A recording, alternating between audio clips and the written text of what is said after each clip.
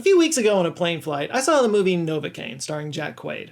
Jack Quaid, as many of you know, is the son of a famous Hollywood couple, Dennis Quaid and Michael Shannon. I'm sorry, he looks like Michael Shannon to me.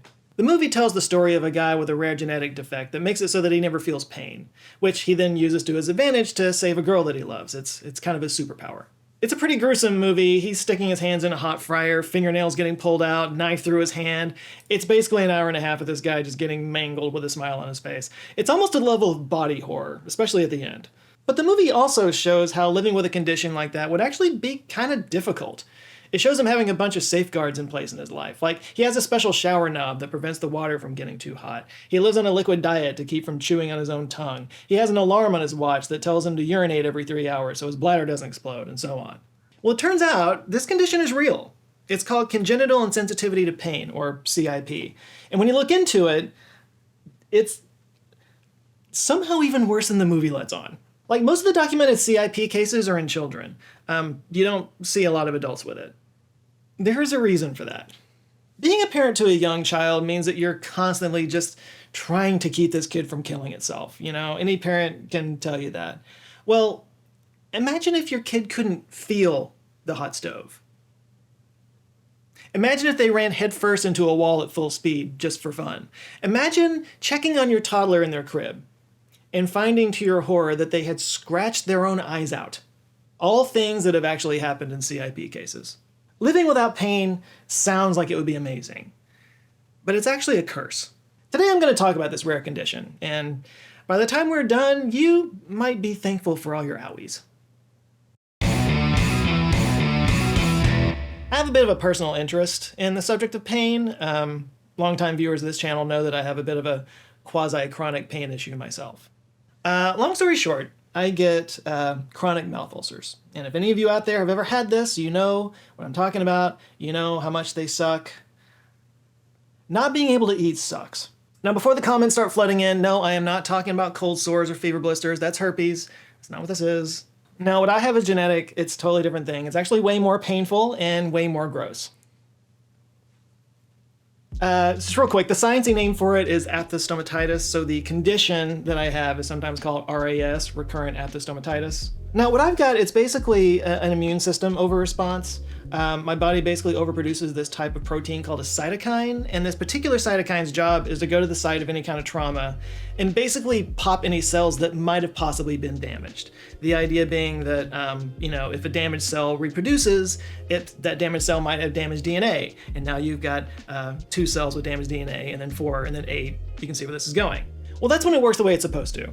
But in my body, like I said, it overproduces this protein, so instead of just popping the nearby cells, it kind of just keeps popping and popping and popping until it makes a nice little crater in your mouth's soft tissue with an exposed nerve or two. And yeah, growing up, I had these pretty much all the time. Like, one way that my wife and I are different is that she's kind of a foodie. She's really into food. She's got a very emotional attachment to food and whatnot. Very strong opinions about food, and I don't. I mean, I like good food, of course, just as much as anybody else, but to me, food is just kind of food. Eating is just a thing I have to do, you know? And sometimes it would really bother her that I don't, get into food as much as she does. But then one time we were talking about it, and it sort of occurred to me that for most of my upbringing, eating was a very painful experience. Like, I would literally dread having to eat dinner sometimes when I was a kid. When biting into a cherry tomato feels like somebody's stabbing you in the face with a red hot poker, you tend to skip some meals. One time, true story, I went to a tennis camp and I had an ulcer on the side of my tongue the size of a dime. I could barely even move it. Like, I had to talk like this the whole time. I did not get a girlfriend that summer, but it really built my character. Thankfully, it's not nearly as bad these days. I think partly because when I was a teenager, because of hormones and stuff, it was just especially bad back then. But also because, full disclosure, over time I did develop a vitamin formula that has helped to regulate that cytokine production. I do sell this under the name Canker Boy. It's a bit of a side business of mine. And I know, shameless plug, but no, for real though, like, if anybody out there identifies, relates to what I was just saying here, it might help. So go check it out. It's cankerboy.com.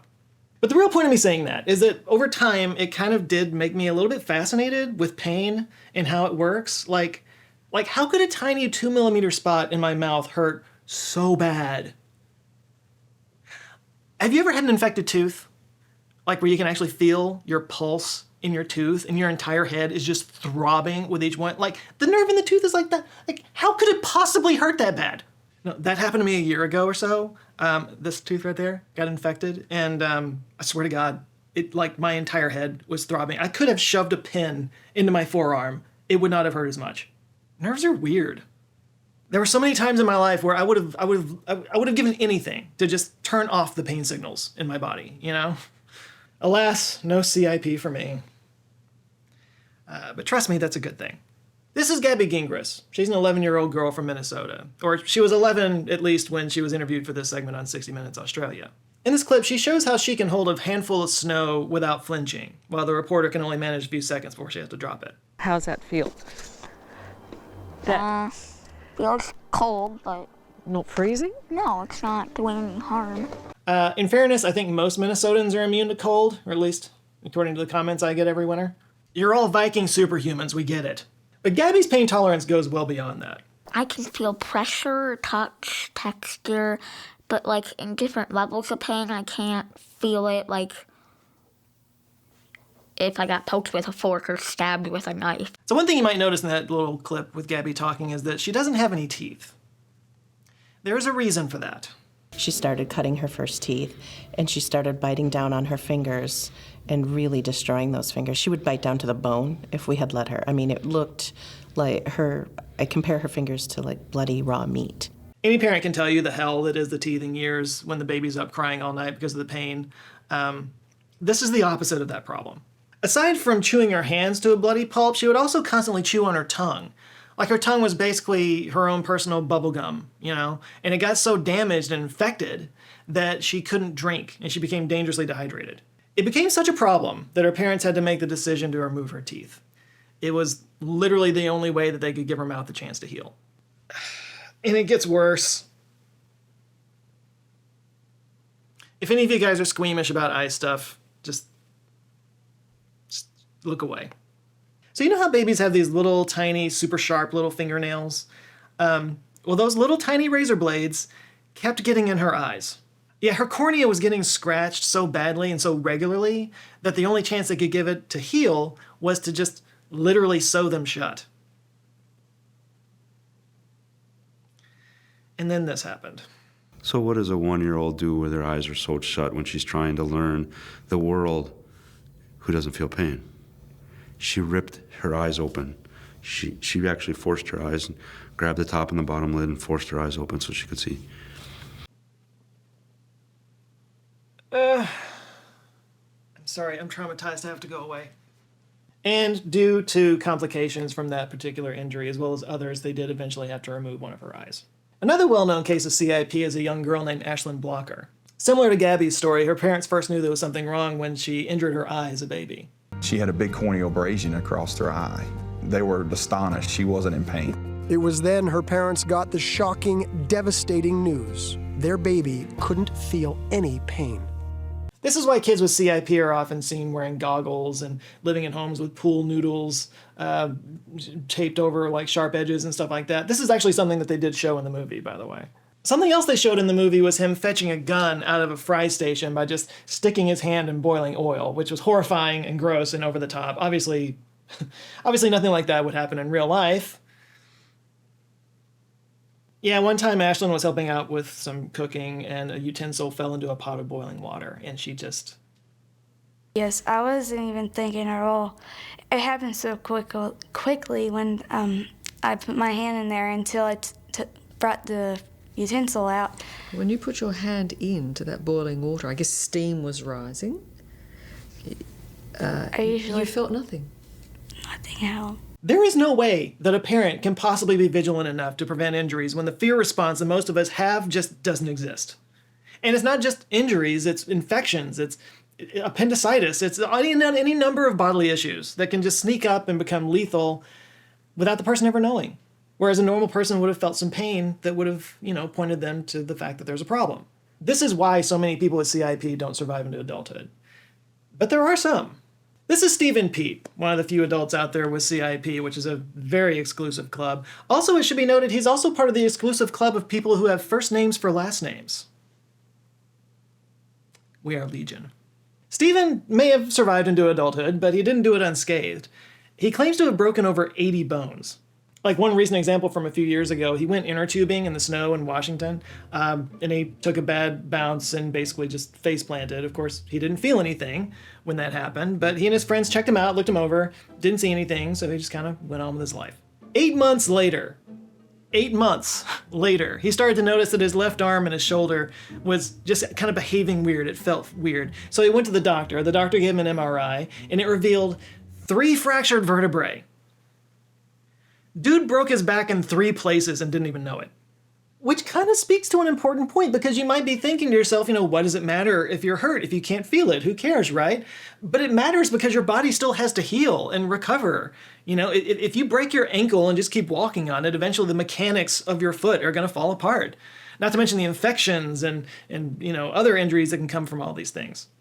Also, according to one of the articles, a little practical joke that he likes to play on his wife is he pretends to have a heart attack. Because the thing is, if he had a heart attack, he wouldn't feel the pain of the heart attack. But you know how they say that you feel an ache in your arm kind of thing. So he and his wife kind of have this, shorthand, if you will, that if he ever had a heart attack, he would probably just feel it in his arm. So from time to time, he'll just kind of start rubbing his arm just to freak her out. He thinks it's really funny. She doesn't. She doesn't think it's funny. Anyway, I think I've made my point. Just because somebody can't feel pain doesn't mean they're not suffering.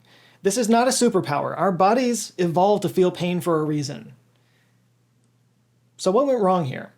This is one of those things where in order to understand what went wrong, you kind of first have to understand how it works in the first place. So let me just back up a little bit. If you did track and field in high school, or if you ever watched the Olympics, you might be familiar with the relay race. What's interesting about the relay race, by the way, is that the thing that crosses the finish line is not a person, it's the baton. The race is to get the baton over the finish line fastest. This is kind of how pain works. In the body, pain signals travel along neural pathways, being handed from one neuron to the other, just like a baton in a relay race. It starts with the nociceptors. These are the actual nerve endings under your skin that detect the damage, which can be thermal, chemical, or mechanical. So say you step on a nail. The first thing that happens is your immune system releases these chemicals that stimulate these nociceptors, and this creates what they call an action potential in ion channels of the nerve fiber. This action potential travels up the nerve, up to the spine, and it enters through the backside of the spinal column, also known as the dorsal side or the dorsal horn of the spinal column. Once inside the spinal column, it crosses to the other side of the spinal cord and transmits the signal to a second-order neuron, which then takes the baton, zips the message up to the brain via what's called the spinothalamic tract. And it's called the spinothalamic tract because it travels up the spine to the thalamus in the brain. The thalamus is kind of like the brain's relay station. It's the switchboard operator that makes sure that the signals go to the areas of the brain they're supposed to go to. So in our example of stepping on a nail, it would be the signal gets sent to the part of the brain associated with the foot's sensory information. This part of the brain, by the way, that has mapped out our body's sensory information is called the somatosensory cortex. And the most sensitive parts of your body have the most number of neurons associated to those areas in the brain. Yeah, so places that are really sensitive, places like your face and especially your lips and your mouth, they take up a lot of room in your somatosensory cortex, whereas less sensitive places hardly take up any space at all.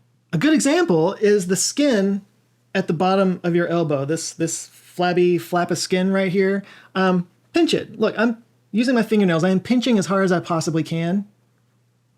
Can't feel it. Can't feel it. Try it. Also, apparently this is called the weenus. I always called it the elbow scrotum, but that's just me. Anyway, in the thalamus, the pain signal is transferred to a third-order neuron, which then takes the baton and it carries it to the corresponding area of the cortex. This entire journey from injury to brain is called the ascending pain pathway. But then, important to this conversation, is the return trip, and it's called the descending inhibitory pathway. And this actually helps regulate pain perception. Because it turns out, while yes, your body does need pain, it also is designed to help you to endure it. So on the ride back down, that second order neuron in the spine, it sends out neurotransmitters like serotonin, noradrenaline, and these dull the pain in a couple of ways. The first is that it binds to presynaptic neurons. So it basically interrupts the pain signals jumping the gap between the neurons and the synapses. And the second way is it activates local interneurons that release natural opioids. That's right, your body makes natural opioids. Take that, Sackler family. So when you hear the term opioids, you probably think of the prescription drugs, the oxy, the hydro, morphine, fentanyl, heroin, all that good stuff. Well, the reason they work in the first place is because they basically just mimic your body's natural opioids, the endogenous opioids.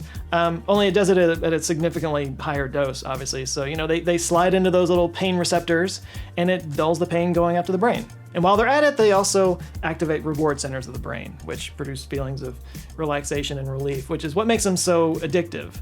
But unfortunately, right now, that is still the best way we have to treat pain. But these cases of CIP hint that there might be another potential solution, one with potentially no downside or side effects, if we can figure out how CIP interrupts the relay race. CIP is really weird when you think about it, because it's not like these people are just numb all over their bodies. It's not like they can't feel anything. They still feel sensations like touch, pressure, texture, hot, cold. Like in that clip with Gabby earlier where she was holding the snow, she could feel that it was cold. Like she knew it was cold. But above a certain intensity of cold, once it got to the level of pain, that she didn't feel. How is that possible? What's happening here? It's almost like there's a different pain pathway than there is for the normal touch senses. It's almost like that because it is like that. So I mentioned the sodium channels earlier and the action potentials that let the pain signals travel along them. That's how pain signals travel down the nerve. Sodium ions entering the nerve and then jumping the gap of the dorsal spine to the second order neuron that then takes it up to the brain, right? Well, in CIP, one of those sodium channels is blocked. This particular one is known as the NAV 1.7 protein. I'm going to call it the NAV 1.7 protein from now on because it's shorter. But it's caused by a genetic mutation on a gene called the SCN9A gene. This prevents the sodium ions from entering the nociceptors, effectively blocking the pain signal from reaching the brain. And the baton of the pain signal just never gets passed. Just slapped right out of the hand. So what these and other studies have shown is that the NAV 1.7 channel is the channel that pain signals move through. And a loss of that function prevents pain signals from reaching the brain. Now, on the flip side, an overactivation of that function can lead to the opposite problem, chronic pain. Yeah, there are people who experience intense pain at all hours of the day due to hyperactive pain neurons. One case that was brought up in one of the articles that I researched was a woman named Pam Costa. She suffers from a condition called man on fire syndrome, which just sounds awful. Yeah, man on fire syndrome is exactly what it sounds like. Her lower legs and feet just constantly feel like they're on fire. And she basically requires a low dose of morphine and Aleve just to get through her day, which kind of sounds worse. I don't know, would you rather not make it to adulthood or make it to adulthood and be in agony the whole time? By the way, a little side effect of CIP is that the NAV 1.7 channel is also found in olfactory neurons, which gives us our sense of smell. So people with CIP usually don't have the ability to smell either. Like Stephen Pete, for example, he told a story one time of how he and his friend both got into his car and some gas had leaked in his car and he didn't know it. He had no idea until his friend told him. The genetic mutation that causes CIP is super rare. It's thought that only 300 people in the world have it. Although, because it's genetic, it can pop up more often in certain genetically inhibited places. In fact, it's sometimes called Fitangi syndrome after a village in northern Sweden where apparently like 40 different cases have been reported. For a child that has CIP, both parents have to carry a copy of the recessive gene, though they probably don't show any symptoms of that themselves. But if one child gets it, it's kind of a coin toss whether or not their sibling will. There's a notable example that comes from Toulouse, France, where two sisters, aged 15 and 16, at the time of this anyway, they both have CIP, and unfortunately, because of infections, the older sister lost the first joint in each of her fingers. And both the girls rely on crutches or a wheelchair because of mobility issues. So anyway, that's how CIP works, or doesn't work. I'm confused now. The question becomes, what can we learn from that to help both CIP patients and normal people as well? Well, there was a study done where scientists genetically engineered mice to not have the NAV 1.7 channels, to basically give them CIP in a sense. And what they found was that they actually produced significantly higher levels of opioid peptides. Opioid peptides, I can say it. The interesting part was, to test the effects of this, they administered naloxone, which you might know from its brand name Narcan. Narcan is used to treat people who are having an opioid overdose. It basically blocks the effects of opioids. An opioid antagonist is what they call it. Well, anyway, it apparently also works on endogenous opioids because in this case, when they gave it to mice that had, CIP basically, they were able to feel pain for the first time. And it seems to work on people too. In a different experiment, they had a 39-year-old CIP patient that gave her naloxone and then tested her pain response by burning her skin with a laser. Science. But it worked. She felt pain for the first time in her entire life. She felt pain after being given Narcan. But it's not a long-term treatment. The effects only last between like 30 and 90 minutes. But most of the current research around CIP focuses on how, these specific genetic mutations might lead to the development of safer, more effective pain treatments. Hopefully one a little less addictive than opioids. Now, there are current non-opioid pain relief strategies that include things like electrical nerve stimulation, radio frequency treatments, and stem cell therapies, where basically stem cells are injected into damaged areas in hopes of promoting healing and regeneration amongst the nerves and stuff. But thanks to what we've learned in CIP patients in January this year, just a few months ago, a new medication called Jurnavix was approved. Jurnavix interrupts sodium channels in the same way that the CIP mutation does, but instead of targeting NaV1.7, this one actually targets a different sodium channel called NaV1.8. It turns out NaV1.7 is kind of a difficult nut to crack. It's got a lot of complexity to it, and the way it interacts with the body's natural opioid systems kind of makes it a little, fraught and challenging to deal with. But the results have been mixed with 1.7. But with NaV1.8, it appears to be a bit more straightforward, potentially making it a, viable target for pain relief. According to the report, both trials demonstrated a statistically significant superior reduction in pain with Jurnavix compared to placebo. So Jurnavix is not the end-all be-all of pain management, but it is an important step. It's the first of a whole new class of drugs that could treat pain and maybe save a lot of lives. And it's all thanks to those brave CIP patients who have allowed their bodies to be poked and prodded and burned and frozen so that others don't have to suffer. I mean, granted, they didn't feel any of that, but still. So next time you stub your toe or cut your finger, thank your lucky neuron pathways that you felt it. After all, life is pain. Without it, you're dead. I feel like one of the worst things about CIP would be some of the issues around food, right? So like the way that you have to be on a liquid diet because you might devour your tongue. That feels like it would be rough. Like, I'm not the world's biggest foodie, but I do like to eat and cook. It's kind of nice to set aside some time away from work and TV and everything and just cook some good food every once in a while. Throw on a little music, grab some wine, it's a good time. Like recently, I made shawarma spiced chickpea couscous bowls. It was a nice light dinner full of protein, and it was ready in minutes. And if you're asking, my God, how did you learn to cook like that? Well, I didn't. I got it from HelloFresh. And the cool thing about HelloFresh is that they give you all the ingredients you need in the exact proportion that you need them. And they provide detailed step-by-step instructions, complete with photos, so even the biggest kitchen moron can make a world-class meal. Morons like me. And I'm assuming some of you.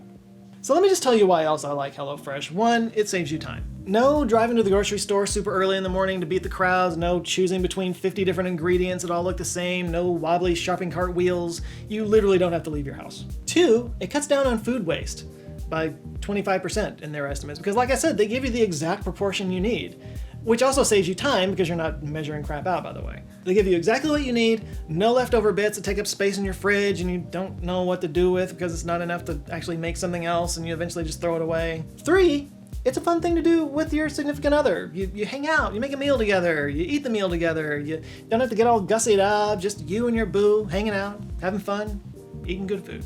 It also needs to be said, they often have flavors that are kind of exotic that you might not be able to find in your store. Like, I have discovered so many new foods that I otherwise would never have heard of, thanks to HelloFresh. And the best part of it, especially if you haven't checked them out in a while, is they've kind of refreshed everything recently. They now have double the number of options to choose from. When you pick out your boxes, there are over 100 different recipes available, so you're bound to find something you like. They do now offer fast, ready-to-eat meals that can be ready in minutes for those nights when you're wanting some good food, but you just don't have time to cook. And if you'd like to see what I'm talking about right now, you can enter the code JoeScottFM at HelloFresh.com. You'll get 10 free meals plus free breakfast for life. You'll get one free breakfast meal in every single box as long as you're a subscriber. The free meals are applied as a discount on the first box. This is for new or returning customers only, and it varies by plan. But you definitely don't want to miss out on this. Again, just go to HelloFresh.com. The code is JoeScottFM, or just click the link down in the description, or just scan this handy QR code right here. They'll all get you there. And yeah, I think you'll enjoy it as much as I do. So yeah, go check it out. All right, thank you guys so much for watching. If this is your first time here, this is the kind of thing that I do. I make videos about interesting topics that may or may not affect you, but if nothing else, it will give you a new perspective on the world in some small way. If that's something you're into, hey, go check out some of my other videos, and if you like them, I invite you to subscribe. I do make these videos every Monday. Try to, anyway. If you did enjoy it, like it, give it a thumbs up, share it.